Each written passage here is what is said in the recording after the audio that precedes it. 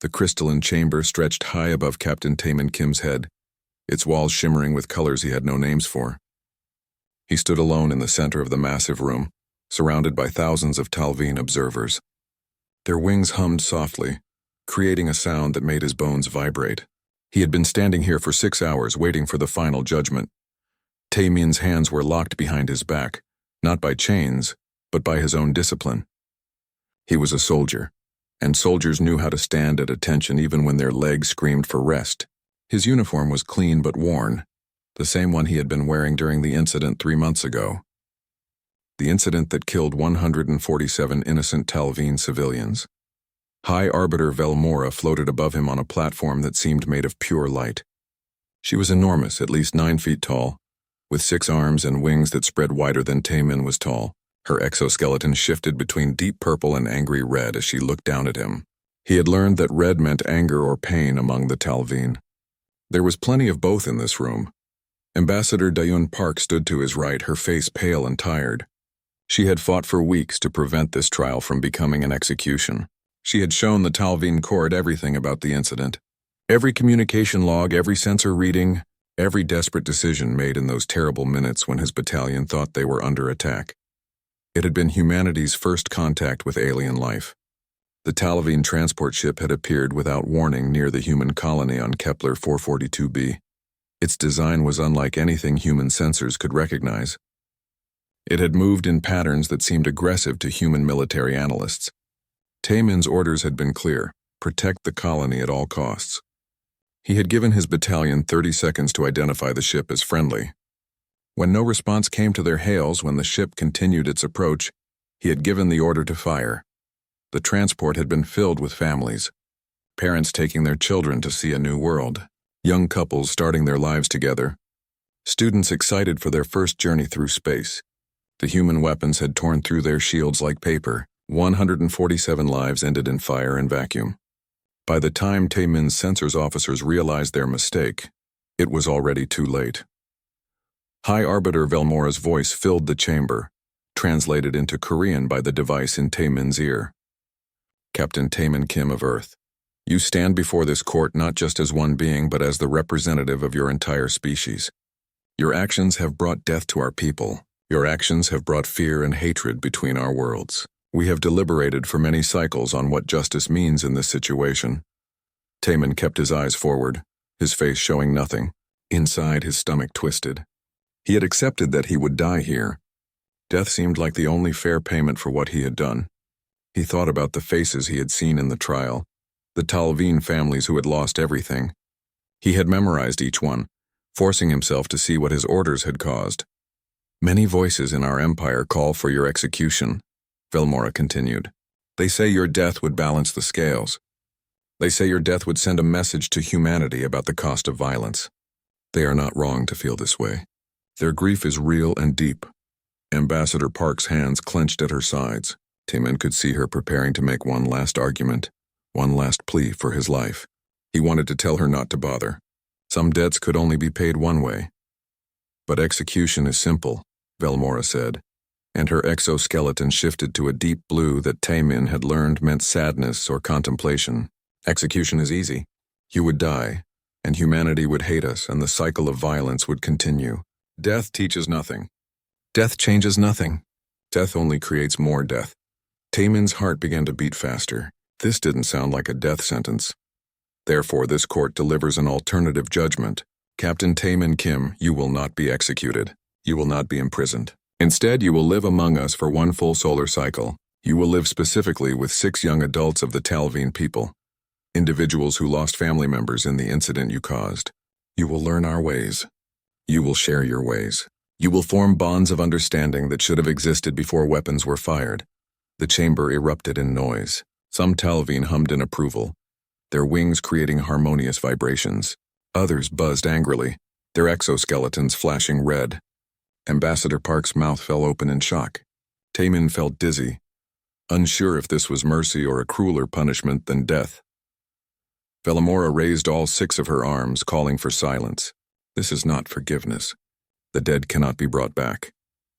But perhaps through this human we can prevent future deaths. Perhaps we can build a bridge between our species with understanding instead of blood. Captain Kim, do you accept this judgment? Taemin's throat was dry. His mind raced through the implications. He would be alone among aliens who hated him, living with young people whose families he had killed. Every day would be a reminder of his failure. Every conversation would be weighted with grief and anger. It would be a year of psychological torture, but it was better than war. I accept, he said, his voice steady despite everything. I will do whatever is required of me. If my service can prevent more death, then I accept gladly. Velmora's exoskeleton shifted to a soft green, which his translator told him meant cautious hope. Then it is decided. You will be transported to the colony world of Silver End tomorrow. The 6 young adults have been selected and informed. They do not welcome this arrangement, but they have agreed to participate. What happens next depends on all of you. The High Arbiter floated down until she was at eye level with Taemin. Despite her alien appearance, he could see something familiar in the way she looked at him. It was the same look his commanding officers used to give young soldiers before dangerous missions. A look that said, I hope you survive this, but I cannot promise you will. Captain Kim, she said softly, so only he and Ambassador Park could hear. You're about to face something harder than battle.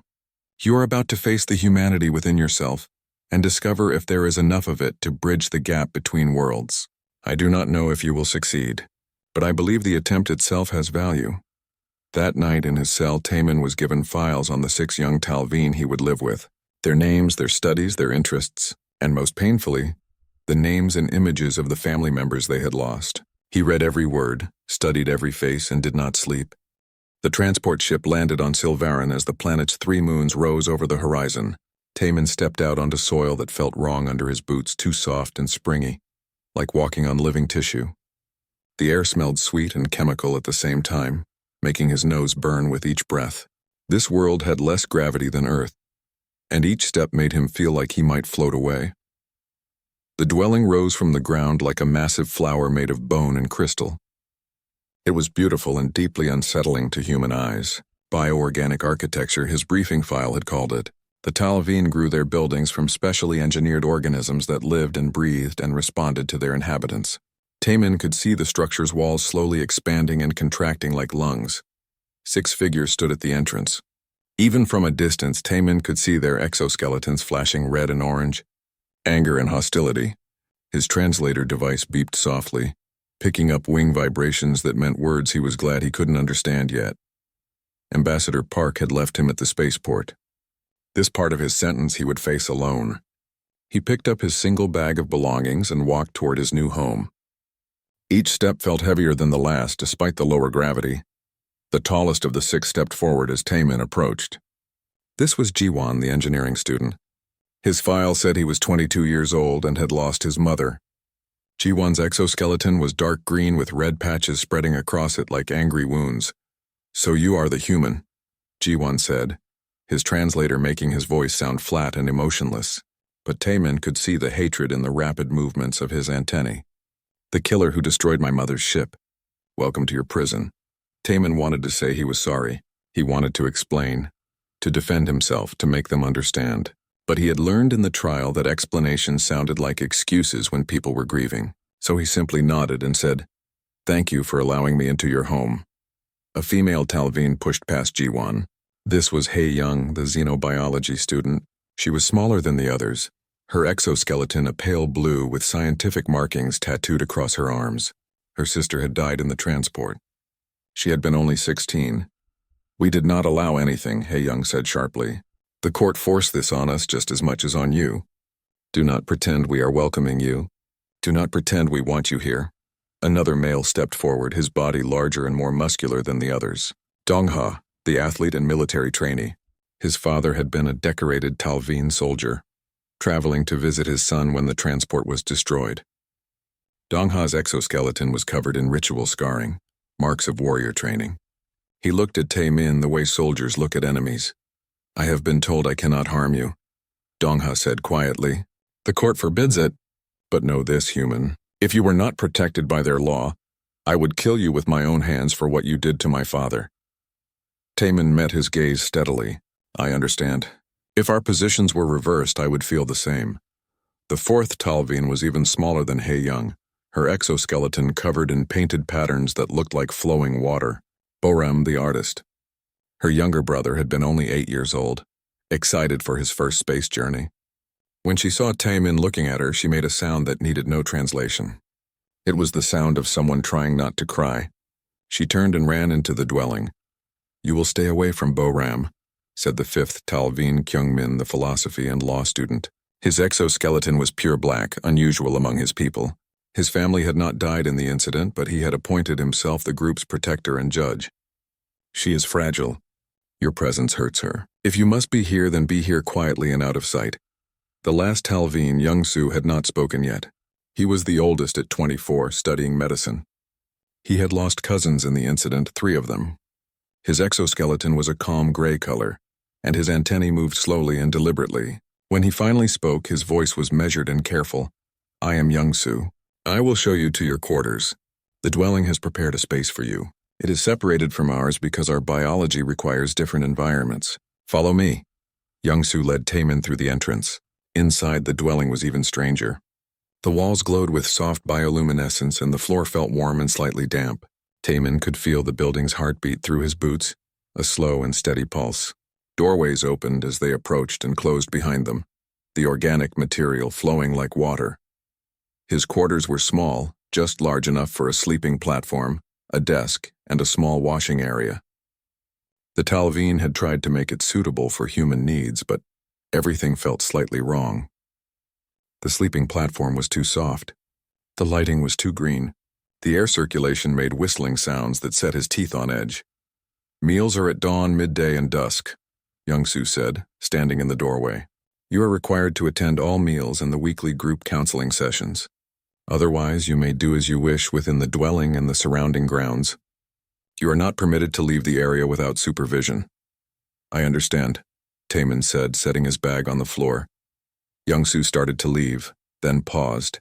"The court believes this arrangement will create understanding between our species. I do not know if that is possible, but I am a medic. I am trained to heal, not to harm. So I will give you one piece of advice. Do not try to defend your actions. Do not try to explain what happened. We know what happened. We have read every report. What we do not need is your justification. What we might someday accept is your silence and your genuine regret." Then he was gone, and Taemin was alone in his strange room on an alien world, surrounded by people who wanted him dead.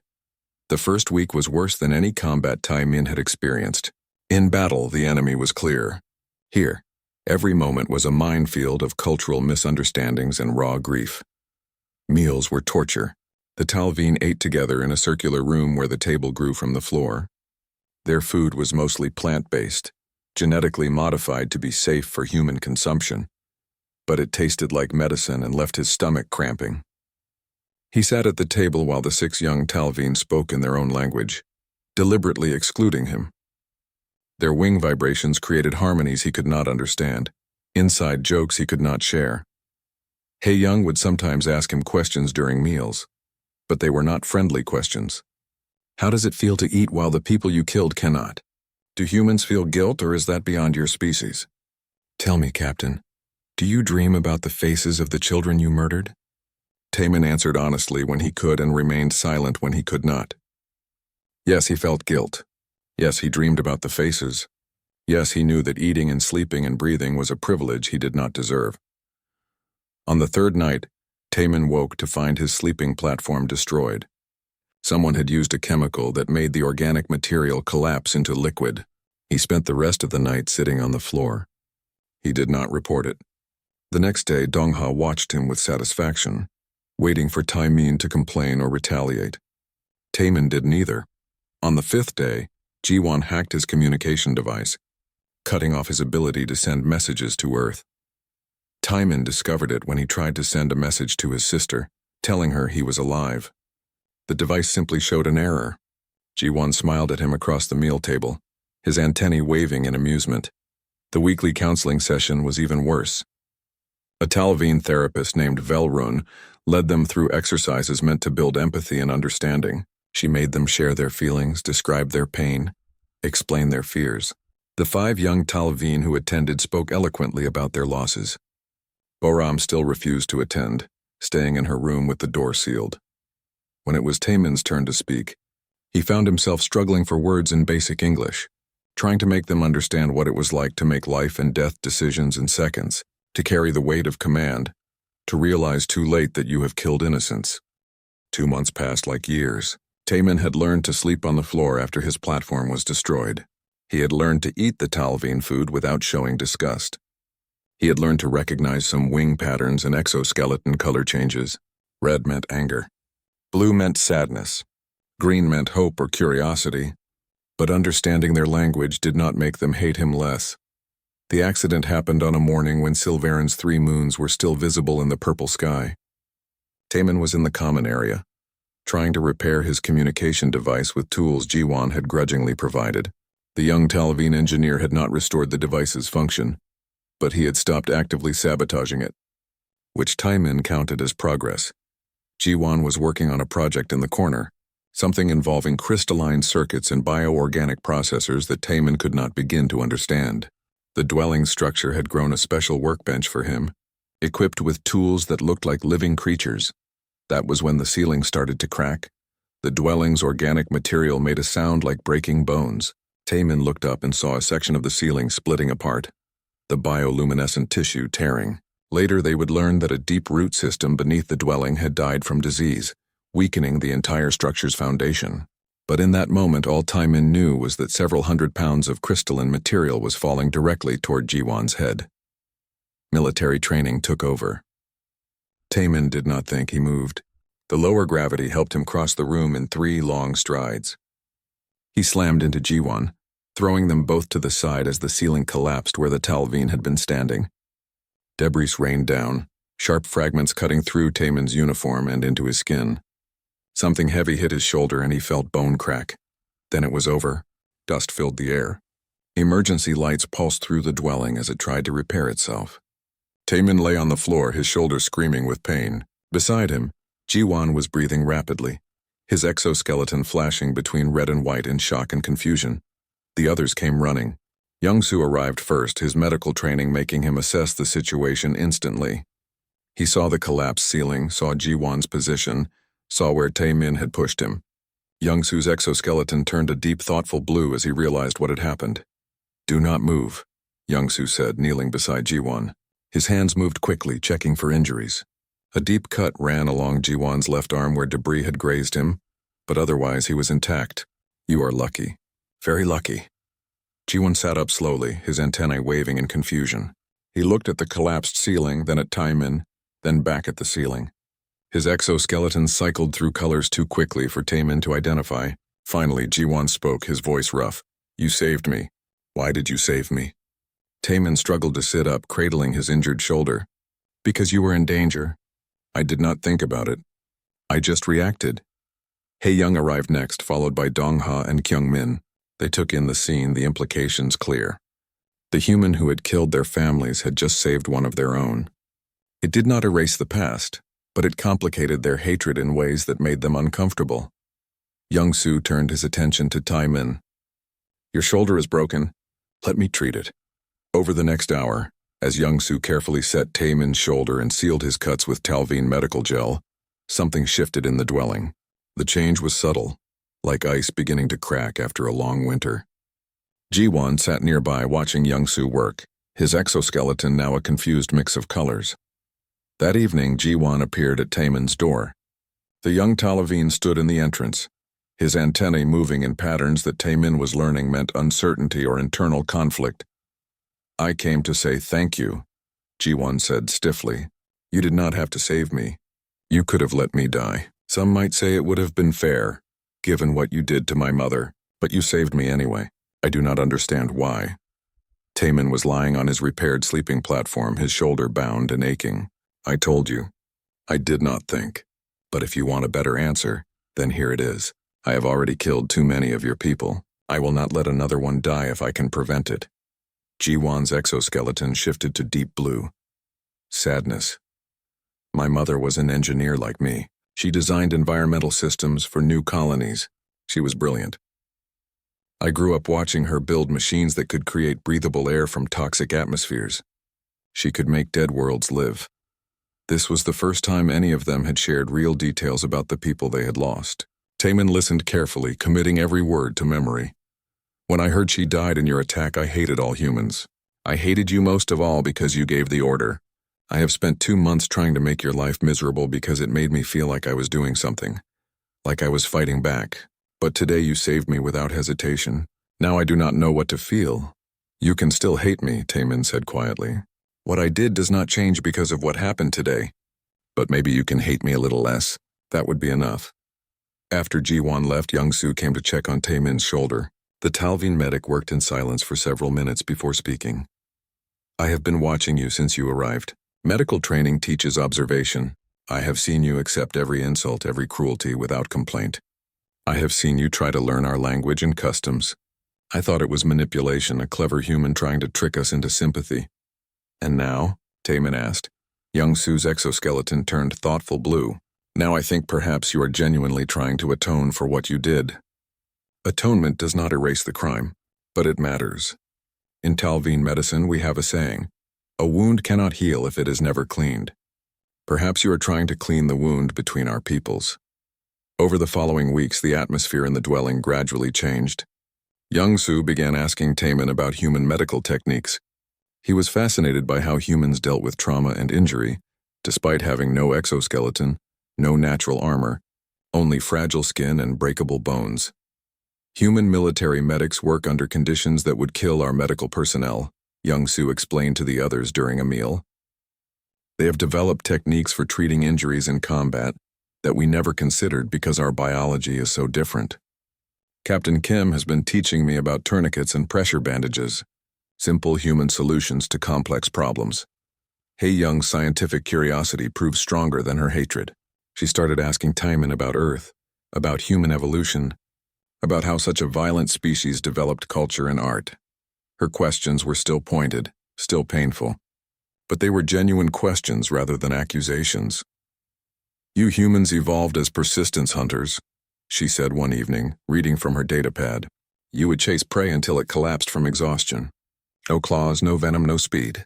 Just the ability to keep moving when everything else stopped. Is that how you see war? Just keep fighting until the enemy collapses? Sometimes, Taemin admitted. But humans also evolved cooperation. We survived because we worked together, because we formed bonds with others. War is what happens when that cooperation breaks down. Dong-ha remained hostile, but his hostility took on a different quality. Instead of trying to hurt Taemin, he challenged him. Physical contests, tests of endurance and strength.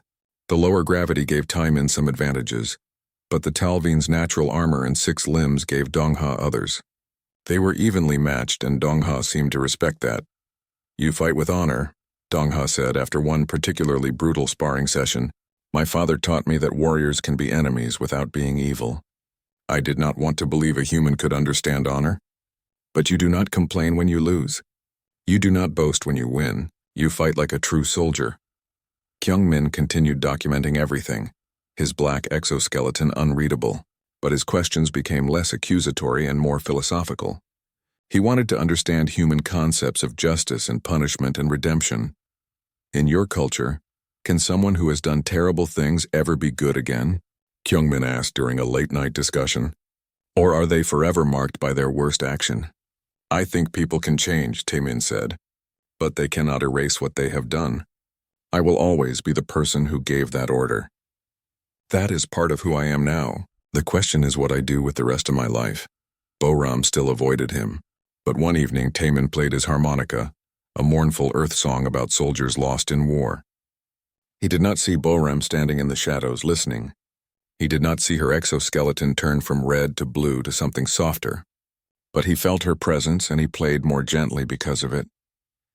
5 months into his sentence, Taemin woke to find Ji-won waiting outside his quarters, with a problem that needed solving. It was the first time one of them had come to him for help rather than to cause trouble.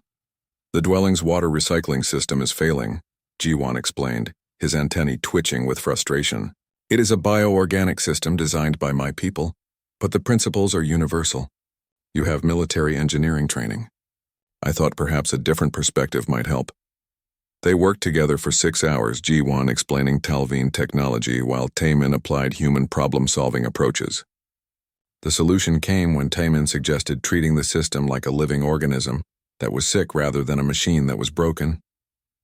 They adjusted the nutrient flow and introduced bacterial cultures that Talveen engineers rarely used. The system stabilized. Human engineering is so different from ours, G1 said as they cleaned up. We grow our technology. You build yours. But both methods work. Both have value. I wish my mother could have met you. She would have enjoyed discussing the differences. It was the first time G1 had spoken about his mother without anger. His exoskeleton remained a calm blue, the color of peaceful sadness rather than raw grief. Hae-young's documentation of Taemin's behavior had evolved into genuine scientific study. She filled notebooks with observations about human psychology, human adaptability, human emotional responses. Her cold scientific interest gradually warmed into something more personal. I need to understand something, she said one afternoon while they sat in the dwelling's garden area. Native Silvaran plants grew around them, bioluminescent flowers that responded to movement. When you gave the order to fire on the transport, what were you thinking? Not as justification. I genuinely want to understand the human decision-making process in crisis situations. Taemin took a long breath, gathering his thoughts. I was thinking about the colony behind me. 15,000 human civilians, including children. The unknown ship was approaching fast. Every second I waited was a second it got closer. My sensors officers said they could not identify it. My communications officers said the ship was not responding to hails. My tactical officers said its approach pattern looked aggressive. I had 30 seconds to decide. I chose to protect the people I was responsible for. I chose wrong. But you did not know you were choosing wrong, Hae-young said softly. That is what I am trying to understand. From your perspective, with your information, the choice seemed logical. Humans make decisions with incomplete information and live with the consequences. That must be a terrible way to exist. It is, Taemin agreed. But it is all we have. We make our best guesses and hope we are right. Sometimes we are not. Hae-young's exoskeleton turned thoughtful green. I wish our peoples had met differently. I wish the first contact had been a Talveen scientist, meeting a human scientist to share knowledge. Perhaps then my sister would still be alive. Dongha's respect for Taemin had grown into something resembling friendship. The Talveen warrior challenged Taemin to teach him human combat tactics, initially to prove their inferiority. Instead, he became fascinated by human strategic thinking. Talveen fight with strength and natural weapons, Dongha said during one of their training sessions. We rely on our exoskeletons for protection, our claws for offense. But humans have no natural weapons. You fight with your minds first, your body second. You use tools and terrain and deception. My father would have found this honorable in its own way. They developed exercises that combined Talveen and human fighting styles. Dongha taught Taemin how to use his lower mass and the lighter gravity for better momentum. Taemin taught Dongha human grappling techniques that worked against opponents with harder exteriors. They were not friends exactly, but they had mutual respect. Kyungmin's documentation had transformed from prosecution evidence into philosophical exploration. His evening debates with Taemin became events that the others would attend, listening as human and Talveen perspectives clashed and merged. You humans have a concept called redemption, Kyungmin said during one such discussion. The idea that someone can be so changed by their experiences that they become a different person. Do you believe you have been redeemed? No, Taemin answered honestly. Redemption is not something you can claim for yourself. It is something others give you when they believe you have changed enough. I do not think I will ever be redeemed. But I can try to be better than I was. That is a very human answer, Kyungmin said, his black exoskeleton somehow seeming less intimidating. Talveen believed that actions define us permanently. What you do becomes part of your essential self. But perhaps there is wisdom in the human view. Perhaps we are all works in progress. The breakthrough with Boram came during the Festival of Remembrance, a Talveen holiday honoring the dead. The dwelling had been decorated with bioluminescent ribbons that responded to emotions, changing colors based on the feelings of those nearby. Families across Silvaran were creating memorial art for those they had lost. Boram spent 3 days creating a sculpture for her younger brother.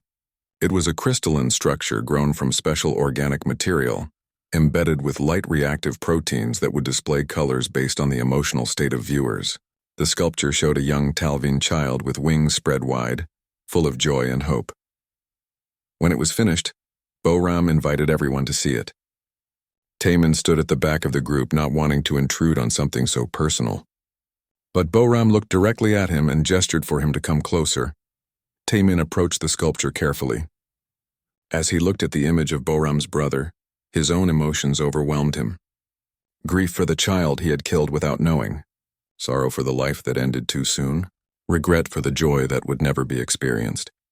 The sculpture responded to his feelings, cascading with deep blue light that spread through the crystalline structure like water. Boram watched the colors flow through her art, seeing Taemin's genuine anguish reflected in something she had created. Her exoskeleton shifted from red to blue to a soft purple that Taemin had never seen before. Later, Youngsu would tell him it meant complex acceptance, the acknowledgement of painful truth without hatred. His name was Dal, Boram said quietly. It was the first time she had spoken directly to Taemin. He was 8 years old. He loved stories about distant worlds. He wanted to be an explorer. He was so excited about the journey. He talked about it for weeks, about all the things he would see, all the adventures he would have. I am sorry, Taemin said, the words feeling pathetically inadequate. I wish I could bring him back.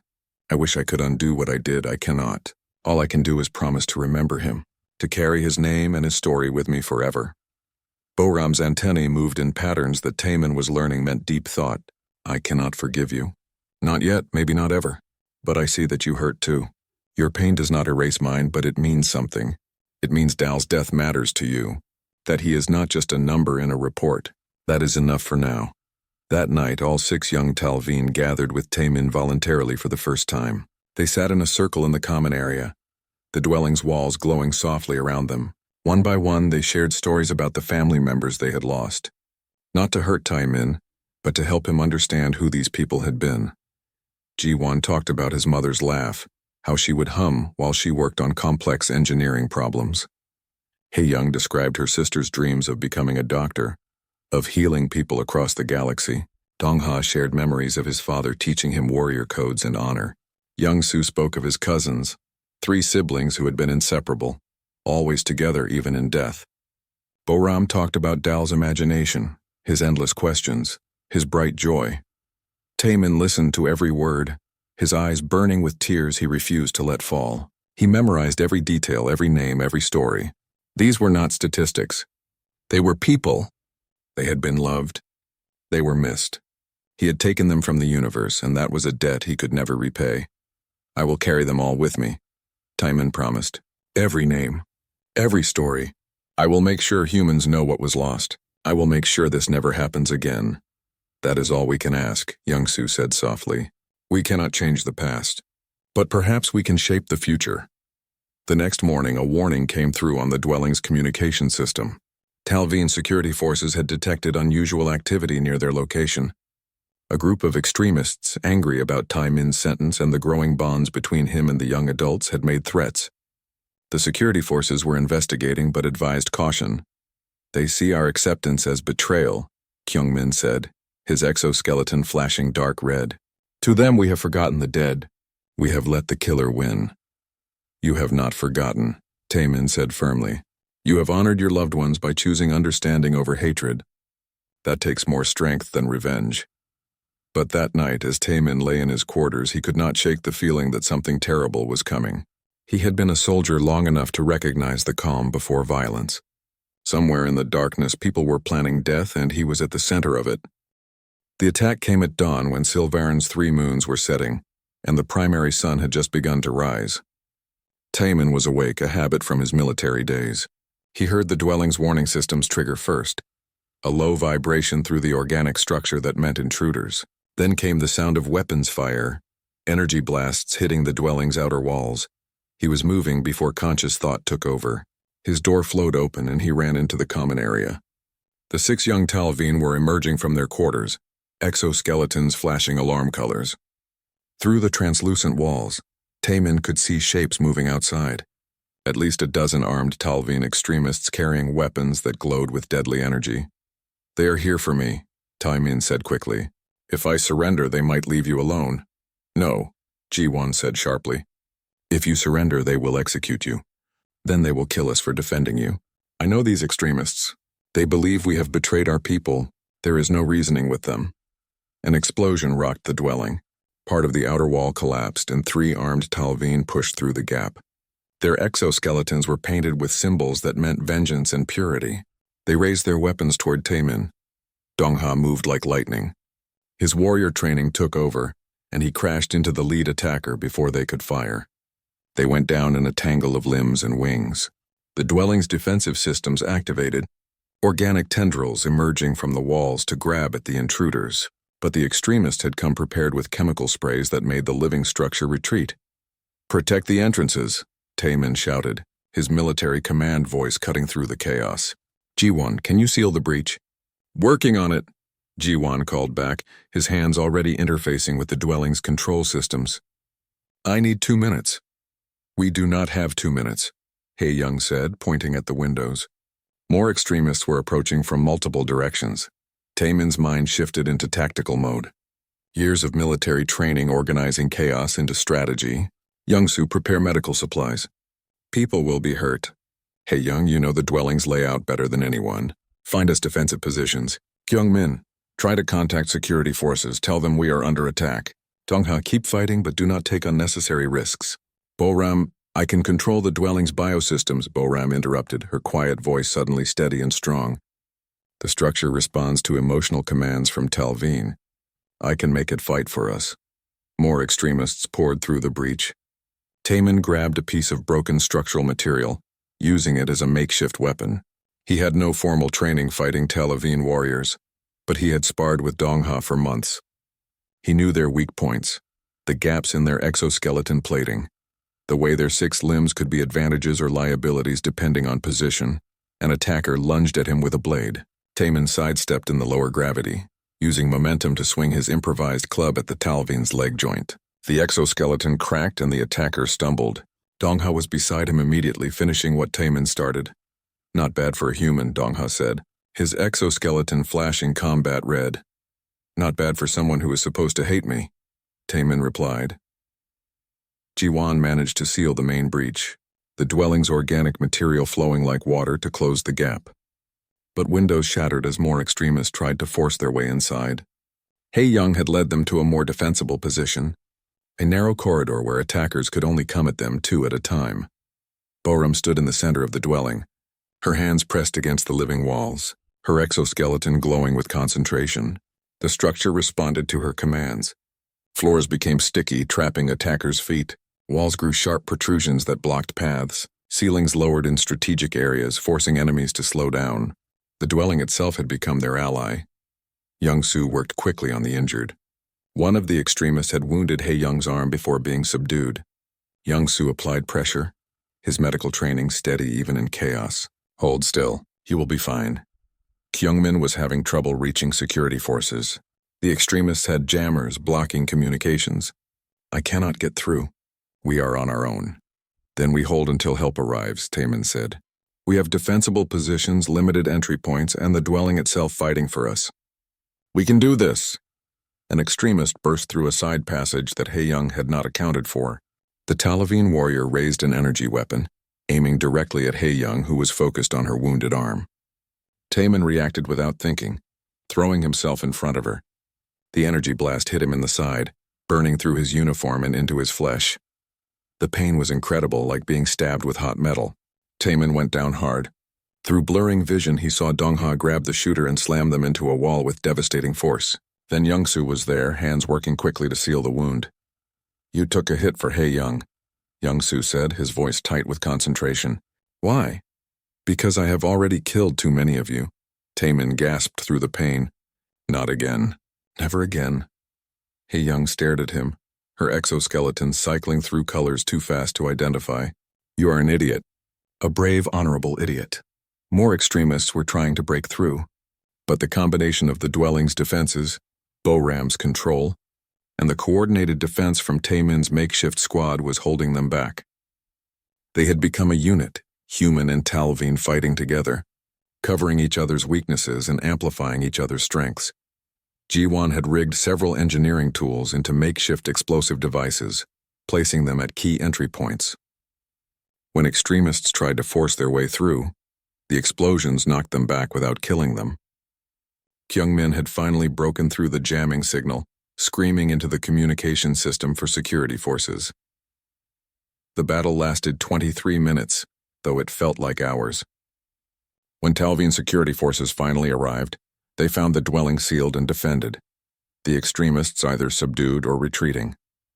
Inside, 7 individuals from 2 species stood together, wounded but alive. High Arbiter Velmora arrived personally hours later. She walked through the damaged dwelling, her exoskeleton shifting through complex colors as she assessed the situation. The 6 young Talveen and 1 human soldier stood in a line, exhausted and hurt but unbowed. "I have read the reports," Velmora said, her voice heavy with significance. "The extremists came to execute Captain Kim and punish you for accepting him. Instead, they found something they did not expect. They found unity." She turned to the young Talveen. "You were not required to defend the human. You could have let him die and claimed you were overpowered. No one would have blamed you. Your families would have understood. But you chose differently." "Why?" Ji-won spoke first. "Because he saved my life when the ceiling collapsed. Because he has worked beside me as an equal.